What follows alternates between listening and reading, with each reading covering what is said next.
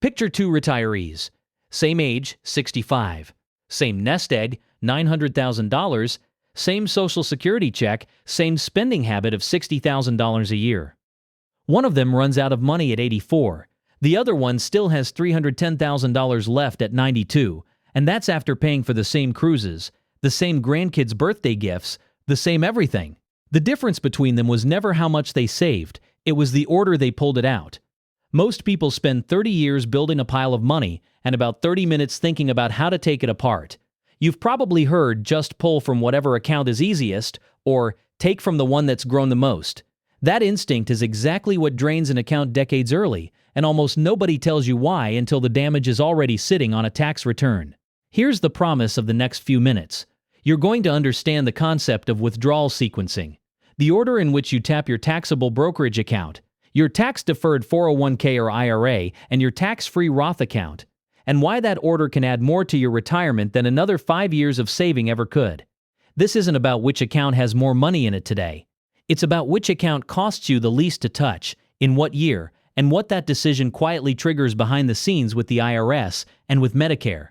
There are 3 withdrawal buckets almost every retiree has, and 3 reasons the order you drain them in changes everything. Let's take them one at a time, starting with the account that feels the least exciting and matters the most in the early years, your taxable brokerage account. Section 1, Taxable Brokerage First. Your taxable account is the one that isn't wrapped in any retirement label. A regular brokerage account holding stocks, index funds, maybe some bonds, all funded with money you'd already paid tax on before you ever invested it. When people retire, this account often gets ignored because it doesn't feel like the retirement money. It feels like leftover savings. That's exactly why it should usually go first. Here's the sensory version. Think of your money like 3 separate glasses of water, each one a different temperature. The taxable brokerage account is room temperature. Pulling from it doesn't shock your tax return the way the other 2 glasses can. When you sell shares from a taxable account, you're typically only taxed on the gain, not the whole withdrawal. And if you've held those shares more than a year, that gain is taxed at long-term capital gains rates, which for a huge share of retirees sits at 0% or 15%, not the 22% to 24% ordinary income rates hitting withdrawals from a 401k. Picture the actual math. Say you need $50,000 for the year, and it comes out of a brokerage account where your cost basis is 60% of the current value, meaning $30,000 of that withdrawal is just your original money coming back to you tax-free, and $20,000 is a capital gain. If you're a couple with taxable income under roughly $94,000 and $2,026, that $20,000 gain can be taxed at 0%. Zero. Compare that to pulling the same $50,000 from a traditional IRA where the entire amount counts as ordinary income and could push you into the 22% bracket, costing you around $11,000 in federal tax alone. A commonly cited industry estimate is that retirees who drain their taxable brokerage accounts first before touching tax-deferred money extend the life of their total portfolio by roughly 4 to 7 years compared to retirees who withdraw proportionally from everything at once. 4 to 7 years.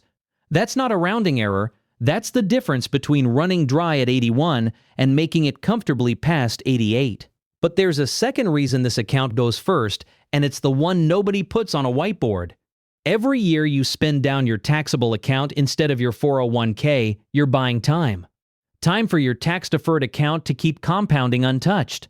Time for you to convert small slices of that IRA into a Roth while you're still in a low tax bracket, which we're about to get to. Draining the taxable account first isn't just cheaper today, it's setting up a much bigger advantage down the road. This isn't just a quiet cost-saving trick though, it's the first domino in a sequence that determines your entire tax life in retirement, and that's where things get interesting once you look at what happens to the next account in line. Section 2, Tax-Deferred Accounts and Handling Them with Care. Once the taxable brokerage account is mostly spent down, or once you're required to start taking distributions, attention shifts to the tax-deferred bucket, your traditional 401k, your traditional IRA, any account where you got a tax deduction going in and now owe ordinary income tax coming out. This is the account most retirees eventually have to deal with whether they want to or not, because of a federal rule most people vaguely know exists and specifically forget the details of required minimum distributions, or RMDs. Under current law, RMDs generally start at age 73, and the IRS forces you to withdraw a calculated percentage of that account's balance every single year afterward, whether you need the cash or not. Skip it or take less than required, and the penalty is steep. Up to 25% of the shortfall, reduced to 10% if corrected quickly, but still a number that makes people wince when they hear it. The math behind this reveal is what makes this bucket dangerous if you ignore it for a decade. The longer you let a large 401k balance grow untouched, the bigger the eventual forced withdrawal, and the bigger that forced withdrawal, the bigger the tax bill you didn't plan for. Here's a concrete case. Someone with a $1.2 million traditional IRA at age 73 might face an RMD of roughly $45,000 in year one. That doesn't sound catastrophic by itself. But by age 85, if the account has kept growing because it was barely touched in the retiree's 60s, that same person could be forced to withdraw close to $95,000 in a single year, all taxed as ordinary income, all stacking on top of Social Security, all potentially pushing them into a higher bracket than they were ever in during their working years. Retirees describe this moment the same way almost every time. They retired assuming their tax bill would shrink, and instead it grew, because a decade of untouched compounding turned a manageable account into a forced six-figure taxable event. There's a second, quieter cost buried inside this bucket, and it has nothing to do with the IRS tax table at all. It's Medicare. Medicare premiums for Part B and Part D are calculated using something called MAGI, your Modified Adjusted Gross Income, from 2 years prior. Cross certain income thresholds and you get hit with IRMAA, the Income-Related Monthly Adjustment Amount, an extra premium surcharge that can run from roughly $70 to over $400 extra per month per person on top of standard Medicare premiums. A big RMD year or a poorly timed IRA withdrawal can trigger IRMAA 2 years later, even if your income drops right back down the following year. One study of retiree households estimated that nearly 18% of them crossed an IRMAA threshold unintentionally simply because of the size and timing of their tax-deferred withdrawals, not because they were actually high earners. This is why tax-deferred accounts sit in the middle of the sequence, not the front and not the back. Spend them down carefully in controlled amounts, ideally filling up the lower tax brackets each year rather than either avoiding them completely or dumping huge amounts out at once. Some retirees even use the years between retirement and age 73, often called the tax gap years, to intentionally pull moderate amounts from this bucket at low rates, precisely to shrink the account before RMDs force a bigger, less controllable withdrawal later. That single strategic move, done right, is often the single biggest lifetime tax savings decision a retiree makes, bigger than which fund they picked or what year they retired. And that sets up the account everyone secretly wants to save for a rainy day, but that actually plays its most powerful role near the very end. Section 3. Roth Accounts, Saved for Last. Your Roth IRA or Roth 401k is the only bucket of the three where withdrawals, done correctly, cost you nothing in federal tax. No income tax on withdrawal, no impact on your ordinary income calculation, and critically, no RMDs during your lifetime for a Roth IRA. This is the account that should generally come last, and the reason is less about avoiding tax today and more about controlling everything else that tax touches. Think of your Roth account as the fire extinguisher mounted on the wall. You don't use it for the small kitchen smoke of everyday spending. You save it for the moment something bigger threatens the room. In retirement, that bigger moment shows up constantly, an unexpected $30,000 medical bill, a year where your taxable account and IRA withdrawals already put you right at the edge of an IRMAA threshold, or a large one-time expense like replacing a roof or helping a grandchild with a down payment.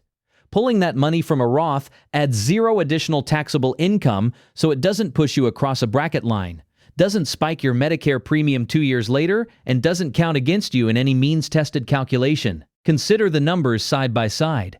A retiree who needs an extra $40,000 for a home repair and pulls it from a traditional IRA might see their reportable income jump from $75,000 to $115,000 for the year, potentially crossing not one but two IRMAA tiers, adding perhaps $2,800 a year in extra Medicare premiums for both spouses for 2 years running because of the income look-back.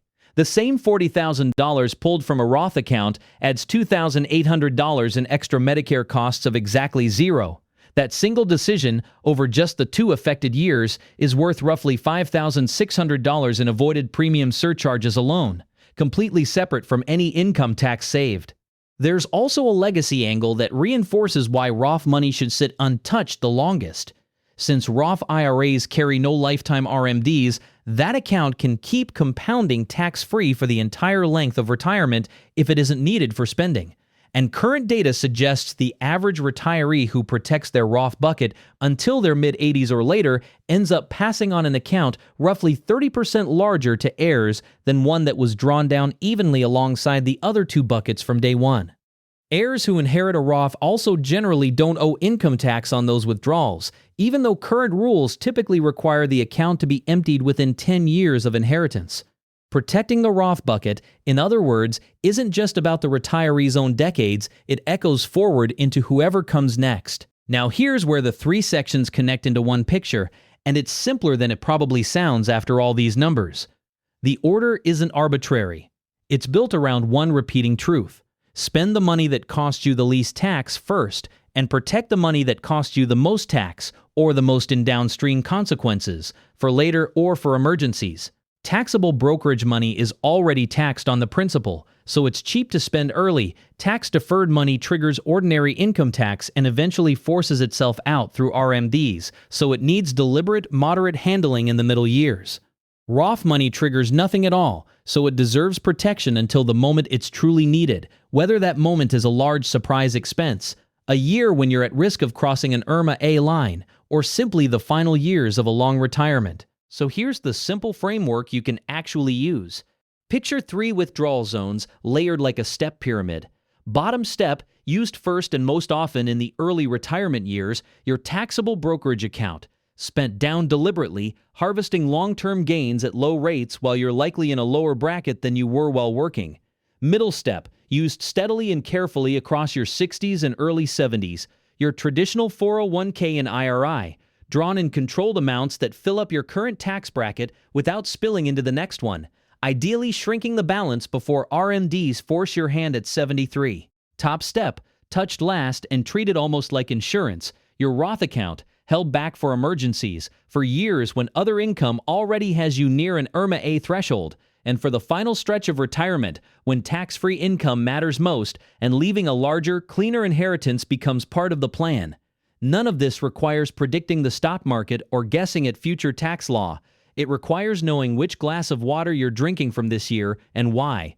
Get that order right, even loosely, and the same $900,000 that ran dry at 84 for one retiree can still be sitting there, working 28 years into retirement for someone who simply drank from the right glass first. It's also worth saying plainly that this framework isn't a rigid rulebook carved in stone for every single year of your retirement. Real life doesn't move in a straight line, and neither should your withdrawals. Some years you'll have a low-income stretch, maybe a year between retiring and claiming Social Security, where it actually makes sense to pull a little extra from the tax-deferred bucket on purpose, filling up the lower brackets while they're available and paying tax at 10% or 12% instead of letting that same withdrawal get taxed at 22% or more a decade later. Other years, a market downturn might mean your taxable brokerage account has fewer easy gains to harvest, and it makes more sense to lean on cash reserves or a smaller Roth withdrawal instead of selling depressed shares. The order isn't about robotic obedience to 3 fixed buckets.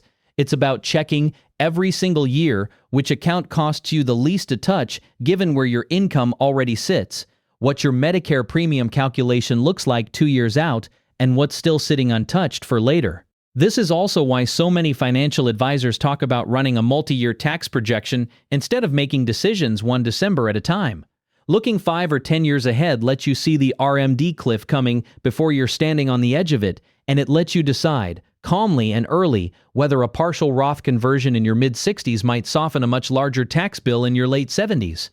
A rough industry estimate suggests that retirees who map out their withdrawal order in advance, rather than reacting year to year, reduce their lifetime tax bill by somewhere between 8% and 15% on average. On a $900,000 portfolio, that's tens of thousands of dollars that stay in your pocket instead of leaving through withholding, penalties, or avoidable Medicare surcharges. If this helped you see your own accounts differently, do me a favor and like this video and subscribe to the channel.